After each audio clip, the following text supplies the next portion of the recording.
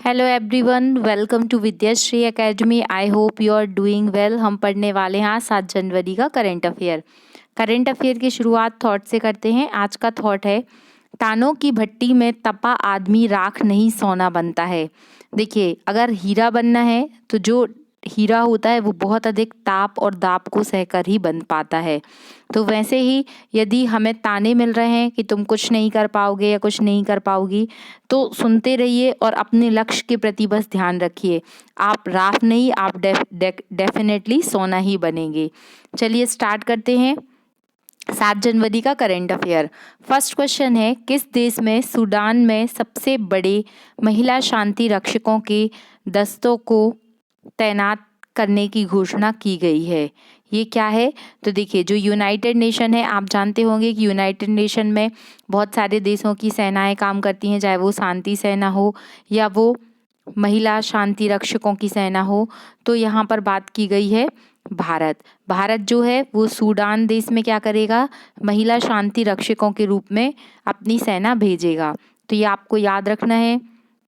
Sudan की राजधानी आपसे पूछा जा सकता है कि सूडान की कैपिटल क्या है, तो याद रखिएगा खार्तूम। अब आपको याद आ रहा होगा, खार्तूम में हमने पढ़ा था कि जब वाइट नील और ब्लू नील नदी मिलते हैं तो वो कहाँ पर है, खार्तूम में ही मिलते हैं। ये आपको याद रखना है। पीस कीपिंग फोर्स किस ऑर्गेनाइजेशन की है, तो ये यूनाइटेड नेशन ऑर्गेनाइजेशन की है। आपसे क्वेश्चन, ये एग्जाम में क्वेश्चन आ भी चुका है कि यूनाइटेड नेशन ऑर्गेनाइजेशन में भारत की स्थायी प्रतिनिधि कौन है, तो वो है रुचिरा कंबोज। नेक्स्ट क्वेश्चन है कि ब्लैक राइनो के संरक्षण के लिए वन्य जीव संरक्षण बॉन्ड किसके द्वारा जारी किया गया? तो ये वाइल्ड लाइफ बॉन्ड है, लेकिन ये ब्लैक राइनो के लिए ऐसा पहली बार किया गया है। तो ये ब्लैक राइनो के लिए किसने किया है, तो ये वर्ल्ड बैंक और साउथ अफ्रीका ने मिलकर किया है। तो ऑर्गेनाइजेशन पूछा है तो यहाँ पर आंसर होगा वर्ल्ड बैंक। अब वर्ल्ड बैंक की बात आई है, तो जो वर्ल्ड बैंक है इसका अन्य नाम क्या है, तो इसे IBRD संस्था के रूप में भी जाना जाता है। जो ब्रिटेन वुड कॉन्फ्रेंस हुई थी, तो ब्रिटेन वुड कॉन्फ्रेंस के दौरान ही 2 ऑर्गेनाइजेशन का निर्माण हुआ था, जिसमें वर्ल्ड बैंक और दूसरा है इंटरनेशनल मॉनिटरिंग फंड IMF। तो ये आपको पता होगा। फिर ब्लैक राइनो प्रोटेक्शन, अब इंडिया में बात की जाए तो भारत में क्या पाया जाता है, भारत में पाया जाता है एक सींग वाला गैंडा। ये कहाँ पर पाया जाता है, तो ये पाया जाता है काजीरंगा राष्ट्रीय उद्यान, जो कि कहाँ पर स्थित है, काजीरंगा राष्ट्रीय उद्यान असम में स्थित है। तो याद रखिएगा कि ब्लैक राइनो के प्रोटेक्शन के लिए वाइल्ड लाइफ जो बॉन्ड है, वाइल्ड लाइफ प्रोटेक्शन बॉन्ड जो है, ये किसके द्वारा जारी किया गया है, तो ये वर्ल्ड बैंक के द्वारा जारी किया गया है। अब यहाँ पर आपसे पूछा जा सकता है कि वाइल्ड लाइफ प्रोटेक्शन एक्ट कब आया था?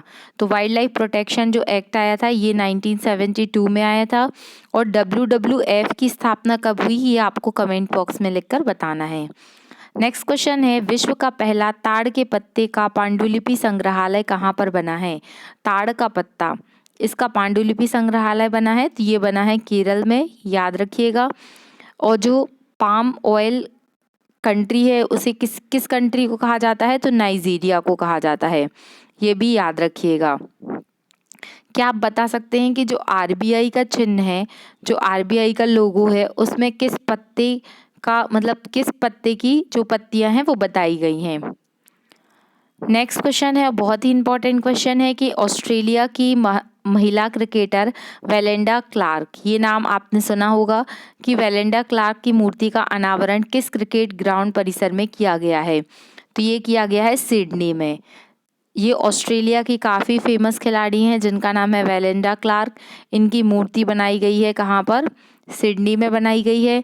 जो 1997 और 2005 का वर्ल्ड कप है उसकी ये विजेता रह चुकी हैं। और ये आपको याद रखना है, काफ़ी फेमस क्रिकेटर हैं। ये सिडनी क्रिकेट ग्राउंड है, इनका देखिए आप स्टैचू भी दिखाया गया है यहाँ पर, ये देखिए, ये हैं वेलेंडा क्लार्क। तो बहुत ही अच्छा इनका प्रदर्शन रहा और इनके योगदान को देखते हुए ही इनकी स्टैचू बनाई गई है। अब बात स्टैचू की आई है तो कुछ स्टैचू जो आपको याद रखने हैं, जो हम पहले भी डिस्कस कर चुके हैं, जैसे है statue of unity. Statue of unity कहाँ पर है? तो statue of unity Kevadia Gujarat में स्थित है।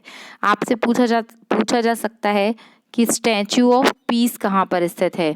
तो स्टैचू ऑफ पीस है, ये कहाँ पर स्थित है? राजस्थान के पाली में स्थित है। और हैदराबाद में कौन सा स्टैचू बना है, ये आपको कमेंट बॉक्स में लिखकर बताना है। Statue of knowledge, statue of knowledge कहाँ पर स्थित है? तो statue of knowledge Latur Maharashtra में स्थित है। और ये किसका स्टैचू है? तो डॉक्टर भीमराव अंबेडकर जी का स्टैचू है। नेक्स्ट क्वेश्चन है, पूर्वोत्तर राज्यों को समर्पित ऑक्टेव 2023 का उद्घाटन कहाँ पर किया गया है? तो देखिए, ये भारत का मैप कुछ इस तरीके से रहता है, एग्जैक्ट तो नहीं है, लेकिन जो ये नॉर्थ ईस्ट वाला स्टेट है, इस नॉर्थ ईस्ट स्टेट को शेष भारत से क्या करना है? कनेक्ट करना है। तो उसके लिए तमिलनाडु में आयोजन किया जा रहा है पूर्वोत्तर राज्यों को समर्पित ऑक्टेव 2023। इसका उद्घाटन हुआ है तंजावुर, तमिलनाडु में। तो याद रखिएगा, और इसका उद्देश्य क्या है कि ये पूर्वोत्तर भारत को समर्पित है। अब बात नॉर्थ ईस्ट की आई है, तो आपको एक पॉलिसी के बारे में पता होना चाहिए। पहले एक पॉलिसी चलती थी, look east policy. Look east policy 1991 में आई थी, जिसको 2014 में जो गवर्नमेंट बीजेपी की गवर्नमेंट आई, तो लुक ईस्ट पॉलिसी का नाम बदल के क्या कर दिया गया? एक्ट ईस्ट कर दिया गया, कि केवल देखने से काम नहीं चलेगा, हमें एक्ट करना पड़ेगा। तो जो पूर्वोत्तर भारत के लोग हैं, उन्हें ऐसा कदापि नहीं लगना चाहिए कि वो भारत से अलग हैं, वो भारत का पार्ट नहीं है। तो इसीलिए इस उद्देश्य के लिए ये बनाया गया था। नेक्स्ट क्वेश्चन है कि 2022-23 का सर्वोच्च नागरिक सम्मान असम वैभव किसे प्रदान किया गया? तो ये असम वैभव डॉक्टर तपन शेकिया को प्रदान किया गया। ये कैंसर विशेषज्ञ हैं, ऑन्कोलॉजिस्ट हैं, और हमने पढ़ा था कि जो कैंसर की स्टडी होती है उसे क्या कहा जाता है? ऑन्कोलॉजी कहा जाता है। ये क्वेश्चन भी आपसे पूछा जा सकता है कि ऑन्कोलॉजी क्या है? तो कैंसर की स्टडी ऑन्कोलॉजी कहलाती है। डॉक्टर तपन शेकिया। अब आपको ये याद हो ना हो, आपको ये पता होना चाहिए, जैसे कि आप जानते हैं कि पद्म विभूषण और पद्मश्री 3 बहुत ही महत्वपूर्ण पुरस्कार होते हैं। तो उसी की तर्ज पर असम गवर्नमेंट ने कुछ अपने स्टेट के अलग से पुरस्कार देना स्टार्ट किया है, जिसमें पहले नंबर पर जो सबसे उच्चतम पुरस्कार है वो है असम वैभव, दूसरे नंबर पे है असम सौरभ, और तीसरा है असम गौरव। तो असम वैभव पुरस्कार मिला है डॉक्टर तपन शेकिया को। असम सौरभ 5 लोगों को मिला है, इनसे मतलब नहीं है, इनको याद नहीं करना है। और असम गौरव 15 लोगों को मिला है। बस आपको इतना पता होना चाहिए। फिर नेक्स्ट क्वेश्चन है कि रणजी ट्रॉफी के पहले ही ओवर में हैट्रिक लेकर इतिहास रचने वाले जयदेव उनावकट किस टीम से खेलते हैं? तो इनकी टीम पूछी है, तो ये सौराष्ट्र के बहुत ही फेमस खिलाड़ी हैं। रणजी ट्रॉफी मतलब ये किस खेल से रिलेटेड होगी? तो रणजी ट्रॉफी जो है वो क्रिकेट की ट्रॉफी है, और अभी ये सौराष्ट्र और दिल्ली के बीच में मैच हुआ था, जिसमें एक ही ओवर में 3 विकेट लिए। किसने? जयदेव उनावकट ने। तो याद रखिएगा, इन्होंने हैट्रिक ली थी, और ये काफ़ी फेमस खिलाड़ी हैं। अब बात रणजी ट्रॉफी की आई है, तो आपसे पूछा जा सकता है कि रणजी ट्रॉफी की शुरुआत कब से हुई? पहला मैच कब खेला गया था? तो 1934 में खेला गया था। और 2021 में चूंकि मध्य प्रदेश ने पहली बार रणजी ट्रॉफी जीती है, तो ये क्वेश्चन भी आपसे पूछा जा सकता है। जो भारत में क्रिकेट के जनक कहे जाते हैं वो कहे जाते हैं रणजीत सिंह, और इन्हीं की याद में, जो कि एक बहुत ही महान खिलाड़ी थे, जो ट्रॉफी है क्रिकेट की उसका नाम क्या रखा गया है? रणजी ट्रॉफी रखा गया है। तो आई होप आपको ये फैक्ट याद हो गया होगा। खिलाड़ी भी हम देख लेते हैं कि कौन से खिलाड़ी हैं। ये हैं जयदेव उनावकट। तो काफ़ी अच्छा इनका प्रदर्शन रहा है, इसीलिए हम इनको पढ़ रहे हैं। फिर नेक्स्ट क्वेश्चन है कि भारत, और आपको ये भी याद रखना है कि ये हैट्रिक इन्होंने किसके खिलाफ ली थी? तो दिल्ली के बीच में, सौराष्ट्र और दिल्ली के बीच में मैच हुआ था। भारत की पहली अंडर वाटर मेट्रो है, ये कहाँ से शुरू हुई है? तो भारत की पहली चीज कोई होगी तो कहाँ से शुरू होगी? अक्सर देखा जाता है कि वेस्ट बंगाल, कोलकाता से शुरू हुई है। और नदी कौन सी है? तो हुगली नदी है। ये भी आपको याद रखना है। यहाँ पर ये 520 मीटर का सफ़र 45 सेकेंड में क्या करेगी? कवर करेगी। तो ये बहुत ही अच्छा कदम है। फिर नेक्स्ट क्वेश्चन है कि 75 हाथ से बुनी हुई साड़ियों का उत्सव जिसे विरासत पर्व के रूप में मनाया जा रहा है, तो इसे कौन सा मंत्रालय मनाएगा? तो बहुत ही इजी क्वेश्चन है। अब बात कपड़े की हो रही है, साड़ियाँ कपड़े की ही बनेगी, तो ये मना रहा है कपड़ा मंत्रालय। आपको कमेंट बॉक्स में लिखकर बताना है कि कपड़ा मंत्रालय के अभी वर्तमान में मंत्री कौन है। अब बात साड़ियों की आई है, तो आपने देखा होगा कि चंदेरी की साड़ियाँ, माहेश्वरी साड़ियाँ, ये सब काफ़ी फेमस हैं और इनको जीआई टैग भी मिला है। जैसे चंदेरी की साड़ियों को 2005 में जीआई टैग मिला था और ये कहाँ पर स्थित है? ये मध्य प्रदेश में स्थित है, तो आपको ये याद रखना है। फिर हाल ही में 79 नंबर के जो ग्रैंड मास्टर हैं, तो वो कौन से बने हैं? उनका नाम है प्रणेश एम। याद रखिएगा, आपसे पूछा जा सकता है कि प्रणेश एम का संबंध किस खेल से है? तो ये चेस से रिलेटेड है। माइंड मास्टर के नाम से कौन से जो चेस खिलाड़ी हैं वो जाने जाते हैं? ये भी आपको बताना है। फिर आज का जो क्वेश्चन ऑफ द डे है वो है कोनेरू हम्पी। ये अभी काफ़ी चर्चा में रही हैं, तो इनका संबंध किस खेल से है ये आपको कमेंट बॉक्स में लिखकर बताना है। तो ये आज का करंट अफेयर था। कल का करंट अफेयर हम क्विकली रिवाइज करते हैं कि हाइड्रोजन से संचालित होने वाली पहली एशिया की जो ट्रेन है वो कहाँ चलने वाली है? तो वो चीन में चलने वाली है। फिर हाइड्रोजन के बारे में हमने कल स्टैटिक फैक्ट डिस्कस कर लिए थे। अरुणाचल प्रदेश में सियोम पुल का उद्घाटन हुआ है जो कि राजनाथ सिंह जी ने किया है।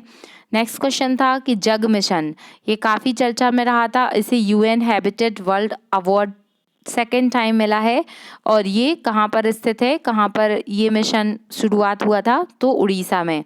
और इसका उद्देश्य क्या था? कि स्लम मुक्त बनाना उड़ीसा को।